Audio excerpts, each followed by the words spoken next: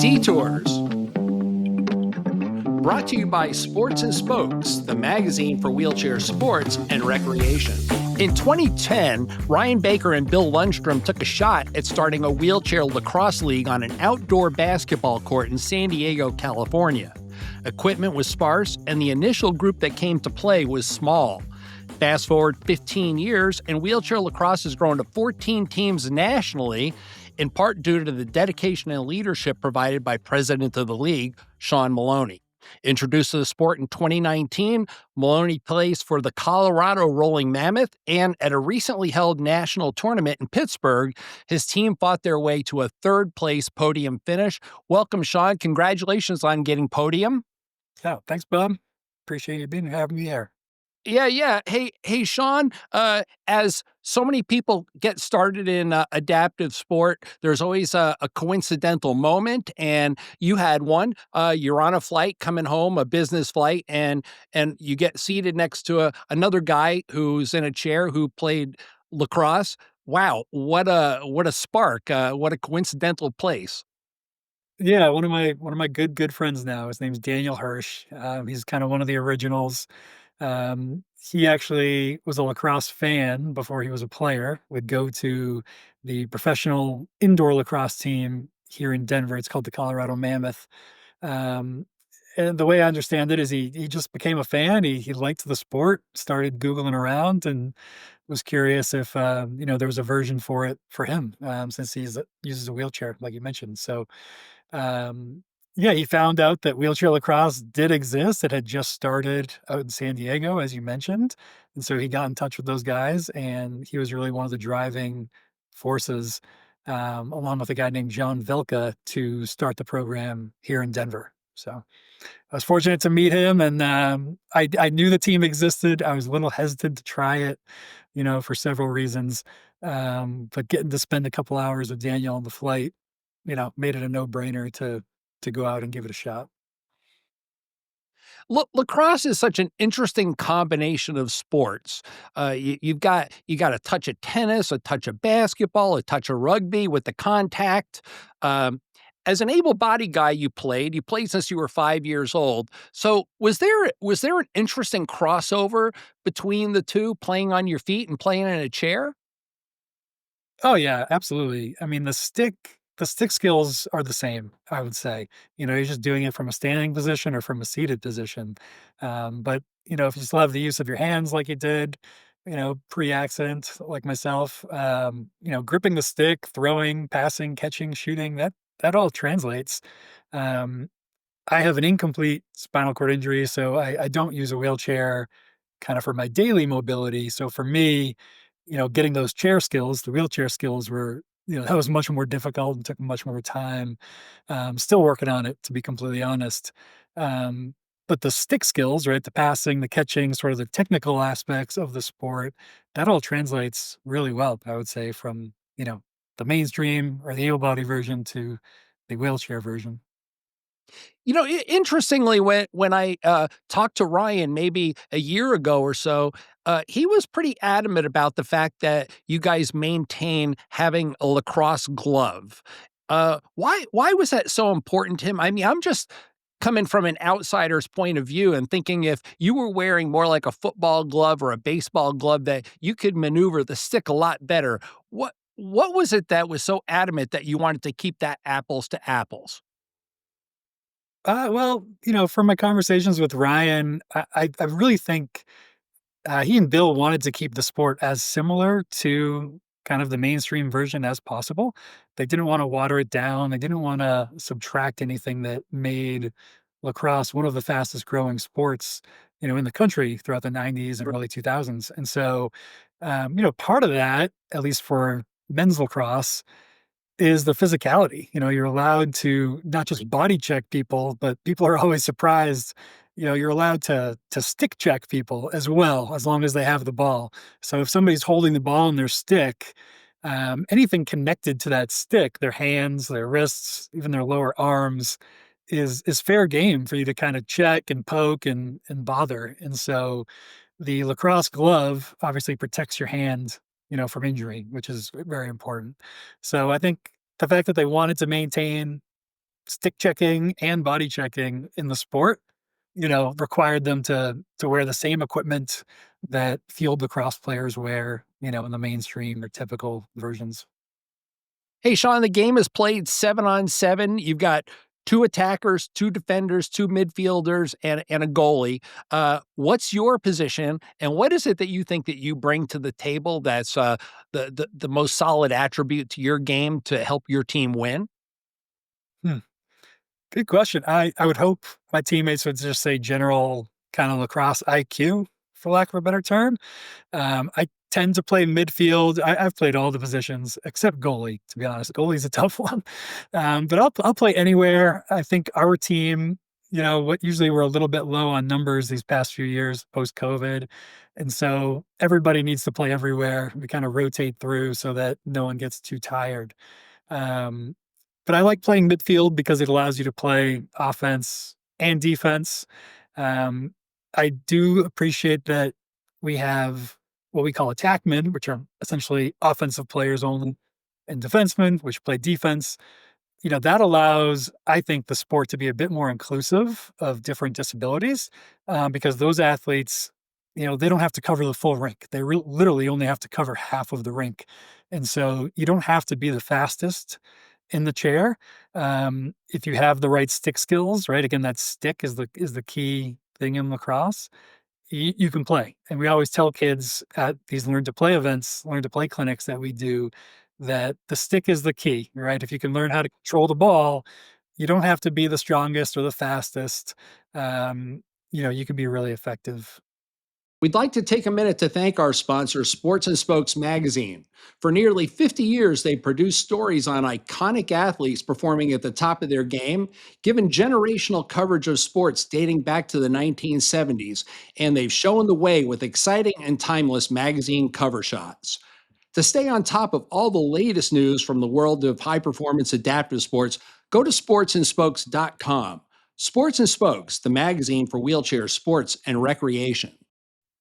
So you mentioned the chair too, Sean, and I noticed that you got a nice grant, and just to throw a plug out, I mean, obviously CAF has done so much for the sport. So you decided to go in the direction of the PerformX chair. So when you designed your chair, I assume you did have a hand in the design. Were there things that you wanted to change? I mean, when I actually look at the chair, it seems to me I'm almost looking at even more a tennis chair than I am a basketball chair, but it also has to be beefed up to take those hits. So what was it that you wanted to incorporate into your chair to make it better? Sure. Yeah. And I appreciate you shouting out both CAF and Kelly Brush Foundation, provided me with significant funds. Otherwise, there's no way I would have been able to purchase that myself. Um, again, I really rely on my teammates who are more knowledgeable about the wheelchair design, to be honest. But I think the camber angle of the wheels was really important because you mentioned tennis. As I understand it, tennis chairs tend to be more cambered because it's less about straight line speed. It's more about your ability to turn quickly, pivot quickly. Exactly. Whereas lacrosse is somewhere in the middle. Like you want to be able to move fast in a straight line, but similar to basketball, you're also kind of dodging and weaving, and your agility and ability to pivot also really matters. So figuring out that right camber angle was a big thing when I was designing the chair. I was also frankly thinking about a chair that I could have for a long time, right? I didn't want it, to be perfectly honest. If I was a Paralympic level athlete and I had this major event in a couple of years, that chair might have been a little bit more compact, it would have fit me a little bit tighter. But I'm hoping to keep this thing for a decade, 2 decades. So I gave myself a little bit of wiggle room, as I grow and develop. So there's kind of that balance of my sport, primary sport being lacrosse. I also play a little bit of tennis. And like I said, Do you use the chair for tennis as well? I do. I think the only difference with tennis is because it's a contact sport, I have two of those caster wheels in the back as opposed to a lot of tennis chairs, only have one. And that just helps me stay upright, not get knocked over too many times on the Of lacrosse course. court. So, um, yeah, it's just that balancing stability versus speed versus agility. And like I said, I had some teammates who used Perform Max. I liked that it was built here in the States.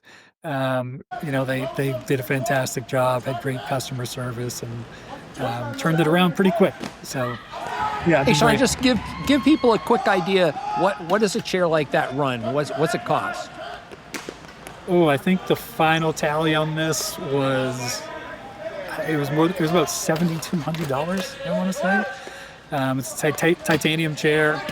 You know, we got some nice tires. We got some carbon fiber. So it's not the most expensive, but it's also not the least expensive. It's kind of somewhere in the middle. Way You're way probably up above there than me. recreational. Yeah, exactly. Hey, Um, hey, hey, Shawn, I want to address a couple things because it was kind of funny when I was reading that. You said I raised my hand and now I'm president. It's funny how organizations seem to always clamor to people who are of high competence. So obviously you are. When you guys get together in board meetings and you're talking about the sport and you're trying to find ways to make the sport of wheelchair lacrosse advance, what are some of the topics on the table to make the sport grow, to get people into the league, to make the game faster, adjustment of rules? What are the primary issues that you guys are concerned with and focus on? I mean, you really nailed it. It's all of the above. Um, for us, I would say the needle that we're constantly trying to thread is between continuing to grow the sport and make it as easy as possible for new teams and new athletes to get started, um, but also balancing kind of fairness to the teams that have been around for a while, right? And so, as an example, classification, right, is always a big topic. I imagine with any of these leagues, we actually still allow non-disabled or able-bodied athletes to participate. There can only be two on the court at any time, but the reason for that is we've seen that it's helped us grow. It's helped new teams come on board, and in some cases, there's 7 or 8 athletes with disabilities on those teams that would not have a chance to travel to the national tournament unless they could kind of supplement their roster with ABs, as we call them. Right. And I'm so, familiar with the term. exactly. So again, there's teams that have been around for a while and have done a great job of recruiting athletes with disabilities. And so we want to reward them for that, but at the same time, allow for that growth. And a lot of times our AB players, they understand that the reason that they're there is to support the participation of athletes with disabilities. And there's kind of a nice, in the ideal cases, they typically come from a lacrosse background. And so the athletes, who have disabilities and use wheelchairs, they can kind of teach the able-bodied players about chair skills and about disabled life and everything they got going on. And the able-bodied players, they can kind of teach the other athletes some of the finer details of lacrosse, right? That may have picked up over the years. So it's a nice, we try to learn from each other, I think, in the best cases. Oh, undoubtedly. And one of the things, as long as you brought that up with the able-bodied participants, I noticed one of the primary rules is, which will cause a penalty, is elevation from the chair, which is probably a fairly easy thing to do for an able-bodied person, or even yourself being an incomplete injury. So you have to be able to, control the factor of being able to have that lift. So that seems to be one primary rule that you guys focus on for penalties. And the other one is chair contact and initiation of hit has to come from the front. These are designed to protect the game and the player. Yes, and the player, for sure. It is, as you mentioned, there is some contact. I like to say it kind of falls somewhere in between the level of contact you see in wheelchair basketball and the level of contact you see in wheelchair rugby. I was just talking to one of our coaches, just kind of debriefing from our last national tournament that we just hosted last weekend. And he was telling me how he's just seeing in his opinion, there's less contact now than there was even 3, 4, 5 years ago. And I think we can credit that to the the player is just developing more skill. At all levels of lacrosse, as you develop more skill, there's actually the ball's in the air more. It's not on the ground as much, and there's less collisions, right? There's less physical contact, which is a good thing. I think we're seeing our athletes develop that level of lacrosse skill, um, where again the ball's in the air more. It's not this demolition derby where we're just running into each other. There are still collisions, and certainly some of our athletes are really drawn to that aspect of the sport. Uh, and chairs do tip over, people are always surprised to see that if they're not familiar with wheelchair sports. But we want to limit. Yeah, seeing guys in wheelchairs on the ground always does concern people. Yeah, sometimes, we have to train our officials, and we emphasize, like, this is part of the game. They're not fragile. They're not going to break. But if they're in a dangerous position, blow the whistle, was safety first, obviously. But yeah, I think, as you mentioned, as long as that contact is in front of the axle, we find that the injury rate is pretty low. When chairs start flipping backwards or directly to the side, that's where you get a little bit more nervous about, head injuries, shoulder injuries. But again, I think we've got great medical support. We always have athletic trainers at our events. I was just going through some of the injury reports that they provided, and it's pretty safe. We don't see, knock on wood, some of these major injuries. So. Well, Shawn, you're the prez of USA Wheelchair Lacrosse. You're doing a really great job. 10 years in, you're definitely doing good things. And just keep moving forward. I look forward to seeing what's on the horizon. Thanks for coming in, man. Yeah, thanks for the kind words, Bob. I appreciate the opportunity, and we just like showing people there's more opportunities, more sports available to them. So check out wheelchairlacrosse.com. We got some good videos out there, and come find the team if you want to play.